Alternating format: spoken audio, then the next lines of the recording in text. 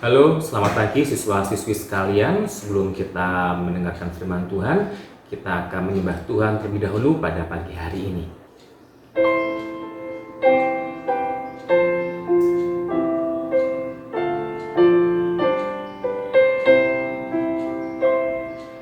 Holy, holy, holy, Lord God Almighty. Early in the morning, our song shall rise to Thee. Holy, holy, holy, merciful and mighty, God in three persons, blessed Trinity. Holy, holy, holy, all the saints adore Thee, casting down their golden crowns surrounds the glassy sea. Cherubim and cherubim falling down before Thee, which words and art and evermore shall be. Holy, holy, holy, through the darkness hide Thee, to the eye of sinful man, Thee glory made of sin. Only Thou art holy, there is none beside Thee, perfect in power, in love and purity. Holy, holy, holy, Lord God Almighty, all Thy works shall rest in them in earth and sky and sea. Holy, holy, merciful and mighty, God in three persons, blessed Trinity. Terima kasih Tuhan, berkati firman pagi hari ini. Dalam nama Yesus, amin.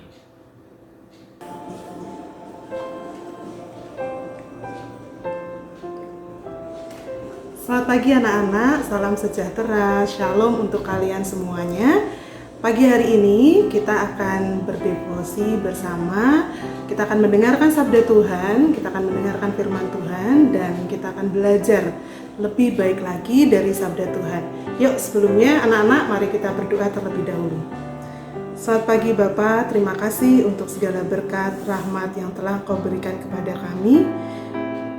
Terima kasih untuk hal-hal baru yang telah Kau berikan pada kami. Ampuni setiap dosa kami dan layakkanlah kami menjadi anak-anak-Mu. Sebentar lagi kami akan mendengarkan firman-Mu Tuhan. Semoga firman-Mu hidup dalam hati kami, dalam diri kami, sehingga kami layak disebut anak Allah. Terima kasih Bapa, dalam nama Tuhan Yesus kami berdoa dan mohon. Amin. Ya, anak-anak, bacaan untuk pagi hari ini silakan kalian buka di Yohanes 2 ayat yang ketiga. Ya. Bacaannya adalah, ketika mereka kekurangan anggur, Ibu Yesus berkata kepadanya, mereka kehabisan anggur. Nah, bacaan hari ini sangat singkat sekali anak-anak, sangat-sangat pendek. Dan sebelum Miss bahas untuk ayat pagi hari ini, Miss mau menanyakan dulu kabar kalian, apa kabar?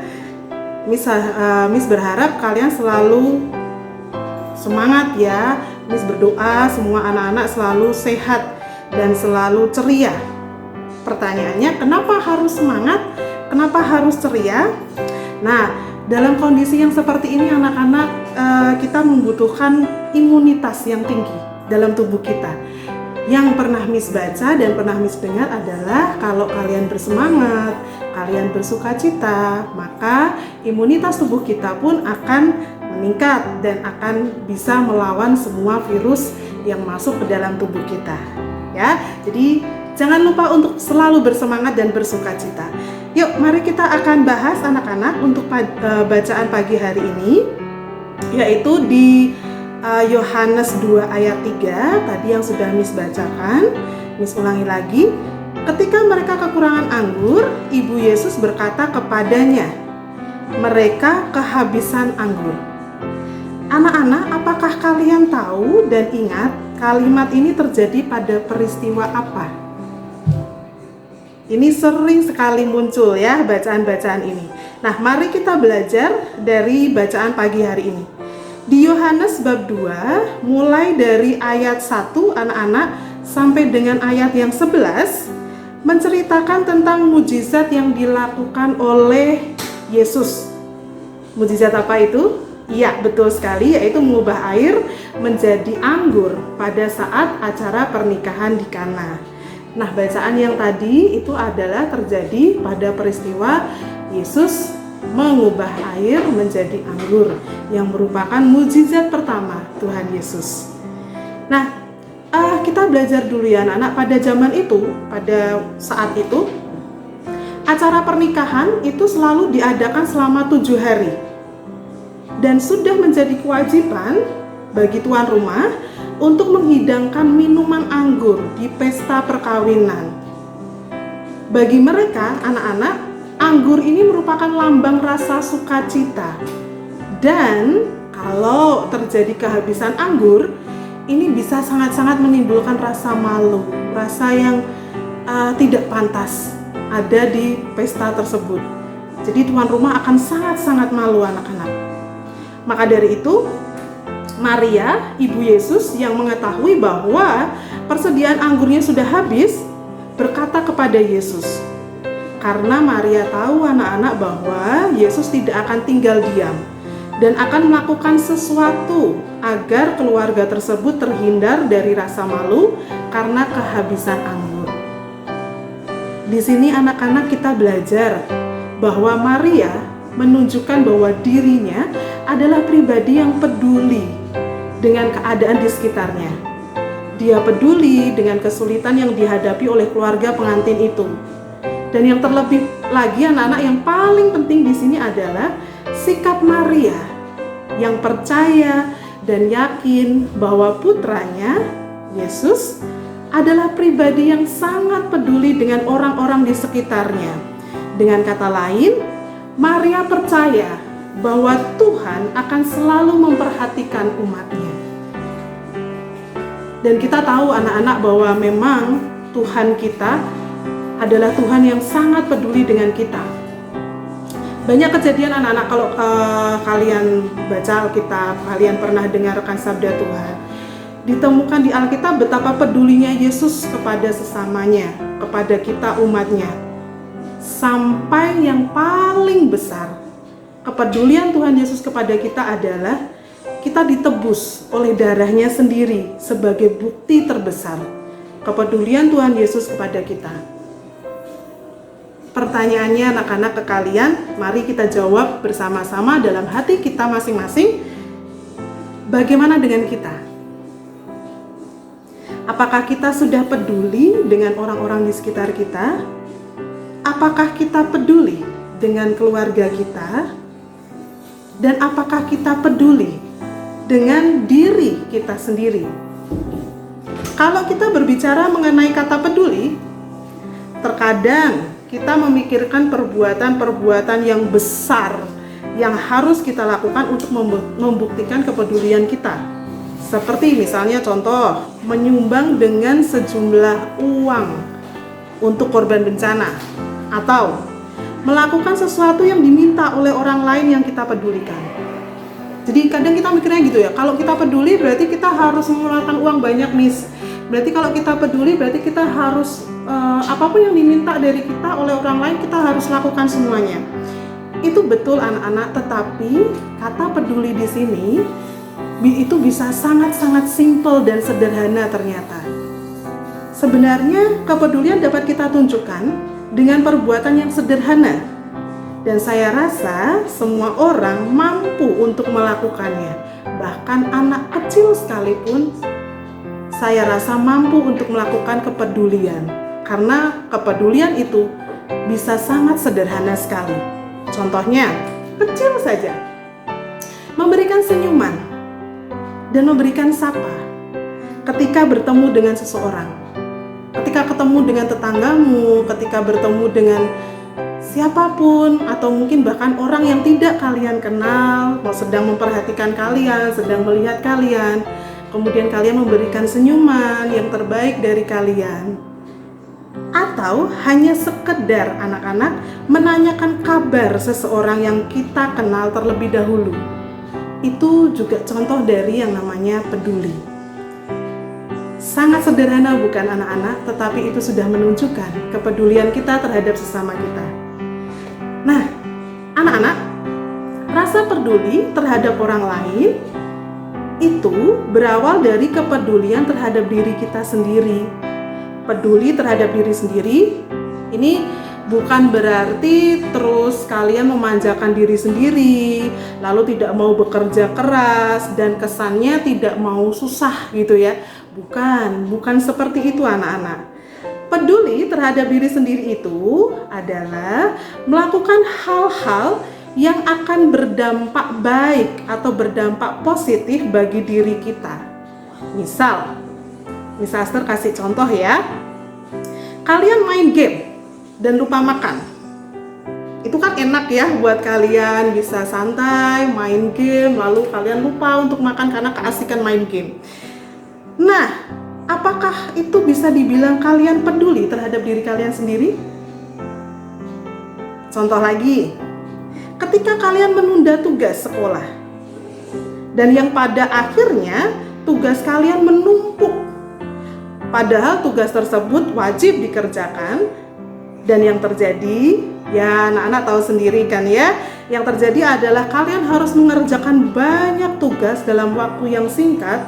Kenapa? Karena sebetulnya batas waktu pengumpulan itu sudah sangat terlambat karena kalian menumpuk tugas, tidak segera menyelesaikan tugas kalian.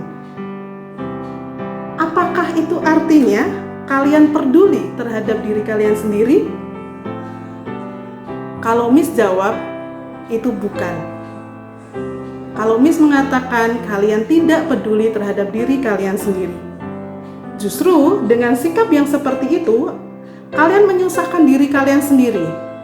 Kalian juga menyusahkan orang tua kalian. Kalian pun juga menyusahkan guru kalian. Ketika kalian main game lupa makan, dan pada akhirnya mungkin kalian bisa sakit perut. Kalian susah karena sakit, orang tua kalian juga susah karena melihat kalian sakit. Tidak ada anak-anak orang tua yang senang dan bahagia ketika anaknya sakit.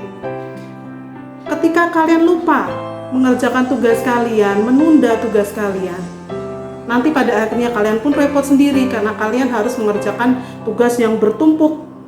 Orang tua kalian pun juga sama, guru kalian pun juga sama, akan mengalami kesusahan karena perbuatan yang kalian lakukan yang merupakan perbuatan tidak peduli terhadap diri kalian sendiri yang berdampak kepada orang lain. Anak-anak, kita belajar tentang kepedulian untuk pagi hari ini. Kepedulian terhadap sesama dan juga kepedulian terhadap diri kita sendiri. Dan Devo pagi hari ini, Miss akan tutup anak-anak dengan satu cerita yang pernah Miss dengar dari sebuah khotbah. Cerita ini tentang seorang pemburu Raja Wali anak-anak. Namanya Tio Bugi. Nah, suatu hari pemburu Raja Wali ini dia naik sebuah tebing gitu ya, karena sarang Raja Wali itu biasanya ada di atas di perbukitan yang tinggi. Nah, dia mendekati sarang Raja Wali itu. Dan yang terjadi anak-anak, dia terpleset dan terjatuh. Dan dia tidak sadarkan diri. Bisa dibilang koma gitu kan ya. Selang waktu ternyata rohnya Tio Bugi ini sampai di sebuah gerbang yang sangat besar. Di situ dia ketemu dengan seorang malaikat, anak-anak. Malaikat itu mengatakan seperti ini, "Siapakah nama kamu?" Kemudian Tio Bugi menjawab, "Tio Bugi." "Oh, ternyata kamu yang bernama Tio Bugi ya. Baiklah, nama kamu ada di catatanku. Di sini tertulis bahwa kamu adalah orang baik. Dan karena kebaikan kamu diberikan kesempatan untuk memilih akan berada di neraka atau memilih berada di surga." Lalu Tio Bugi berpikir, anak-anak, mau kemana ya? Enaknya kemana ya? Sebelum Tio Bugi memutuskan, ternyata malaikat itu pun berkata lagi, "Jangan khawatir Tio Bugi, saya akan mengantarkan kamu untuk melihat bagaimanakah neraka dan bagaimanakah surga." Selang beberapa waktu, anak-anak, Tio Bugi dan malaikat ini berjalan ke sebuah tempat yang bernama neraka. Di sana Tio Bugi cukup kaget, anak-anak. Cukup terheran-heran. Kenapa? Karena yang ada di pikirannya selama ini kalau mengatakan neraka bahwa itu adalah suatu tempat yang panas, penuh dengan jeritan kesakitan, penuh dengan bara api yang sangat panas gitu ya. Tapi ternyata bukan, anak-anak. Di cerita ini yang dilihat Tio Bugi di neraka adalah satu buah meja yang besar. Besar sekali mejanya. Nah, di atas meja ini ada makanan yang begitu banyak dan enak-enak. Makanannya tuh banyak, bermacam-macam dan enak-enak. Di situ Tio Bugi juga melihat, anak-anak, banyak orang-orang yang duduk di sekeliling meja itu. Orang-orangnya kurus-kurus, nggak kayak Misaster, kurus gitu ya. Lalu Tio Bugi berpikir, kok bisa ya makanan banyak di meja? Kenapa mereka kurus-kurus? Selanjutnya anak-anak, Tio Bugi menyadari bahwa setiap orang itu membawa sumpit. Sumpitnya panjang sekali ya, sepanjang ini tangan saya ya, lebih panjang lagi. Jadi sumpitnya panjang sekali. Kemudian Tio Bugi melihat setiap orang mencoba untuk mengambil makanannya dengan sumpitnya itu. Lalu setelah mengambil makanan dengan sumpit, mereka mencoba untuk memasukkan makanan ke dalam mulut mereka dengan memakai sumpit tadi. Alhasil mereka tidak dapat memasukkan makanan. Mereka kesusahan sekali, anak-anak, karena sumpitnya tuh panjang sekali. Mereka susah untuk memasukkan makanan. Mereka ambil, mereka mau masukkan begini nggak bisa karena sumpitnya tuh sangat panjang. Dan itu yang membuat mereka menjadi kurus. Lalu si malaikat berkata, "Oke Tio Bugi, sudah selesai kamu melihat neraka. Mari kita menuju ke surga." Setelah sampai di surga, anak-anak, Tio Bugi melihat hal yang sama, yaitu meja yang sangat besar, penuh dengan makanan enak, dan orang-orang yang duduk di sekelilingnya. Bedanya, anak-anak, yang di surga ini orangnya gemuk-gemuk, kayak Misaster gitu ya, gemuk-gemuk, sehat, segar, dan kuat. Apakah mereka memegang sumpit yang sangat panjang? Iya, sama seperti di neraka. Mereka memegang sumpit yang sangat panjang juga. Tetapi bedanya, anak-anak, bedanya adalah mereka menggunakan sumpit ini berbeda dengan orang-orang yang ada di neraka. Mereka mengambil makanan dengan sumpitnya. Setelah itu mereka berikan ke orang yang ada di depannya atau orang yang ada di seberangnya. Mereka mensuapi. Jadi mereka memberikan makanan yang disumpit mereka ke orang yang di seberangnya. Sehingga setiap orang mendapatkan makanannya karena disuapi oleh orang-orang yang ada di sekitarnya dengan sumpit yang panjang itu. Jadi pantas saja anak-anak, orang-orang yang ada di surga itu gemuk-gemuk karena mereka dapat makan dengan sumpit mereka, dengan menggunakan sumpit mereka yang panjang itu dengan benar dan tepat. Nah, sampai di sini anak-anak, malaikat ini berkata kepada Tio Bugi, "Baiklah Tio Bugi, kamu sudah lihat neraka, kamu sudah lihat surga. Sekarang coba pikirkan, kamu mau kemana? Kamu mau di neraka atau mau ke surga? Tio Bugi berpikir, anak-anak, dia masih berpikir, sebelum dia jawab, ternyata ada suara keras menggelegar dari atas. Suara ini berkata, tunggu dulu. Tio Bugi yang ini bukanlah Tio Bugi yang tercatat di dalam buku. Tio Bugi yang tercatat di dalam buku adalah Tio Bugi si penggembala domba. Dan Tio Bugi yang ini masih harus tetap menjalankan kehidupannya di dunia. Ternyata anak-anak, dia belum saatnya untuk masuk neraka dan surga, tetapi dia mendapatkan pembelajaran yang sangat baik. Bahwa dengan kepedulian, membawa hal-hal baik, membawa hal-hal positif bagi diri kita sendiri dan bagi orang lain. Jadi cerita ya tadi yang Miss Aster sampaikan ke kalian anak-anak, ini yang mengajarkan kita untuk saling peduli. Dan marilah anak-anak kita belajar dan menambah sikap kepedulian kita terhadap diri kita sendiri dan terhadap orang lain yang ada di sekitar kita. Semoga anak-anak kita belajar banyak dari devotion pagi hari ini. Semoga kita belajar untuk bersikap saling peduli untuk pagi hari ini, dan kita mulai memutuskan untuk hal-hal yang baik mulai pagi hari ini. Oke, Miss akan tutup devotion pagi hari ini dengan doa. Mari kita berikan hati kita, mari kita menghadap Tuhan dengan segenap dan sepenuh hati kita. Puji syukur ya Bapa, terima kasih untuk segala berkat, rahmat yang telah Kau berikan kepada kami. Terima kasih Bapa untuk setiap ajaran yang telah Kau berikan pada kami untuk hari ini. Semoga ya Bapa, benih firman-Mu ini hidup dalam hati kami, dalam diri kami, dan kami bisa menjadi buah yang terbaik ya Tuhan dari benih-benih firman-Mu ini. Kami bisa kerjakan dalam kehidupan sehari-hari kami. Kami mohon ya Bapa, berkati setiap anak-anak, berkati setiap orang tua, berikan kesehatan yang lebih, berikan hikmat-Mu yang melimpah kepada anak-anak. Kami juga berdoa ya Tuhan, untuk anak kelas 9 khususnya, yang sebentar lagi akan menghadapi ujian sekolah tertulisnya ya Tuhan, dan juga akan menghadapi tryout-nya ya Tuhan. Berikanlah kepandaian, ketelitian, kesungguhan hati. Berikanlah hikmat-Mu yang lebih lagi kepada mereka, dan berkati orang tua mereka ya Tuhan dalam mendampingi mereka di pembelajaran online ini.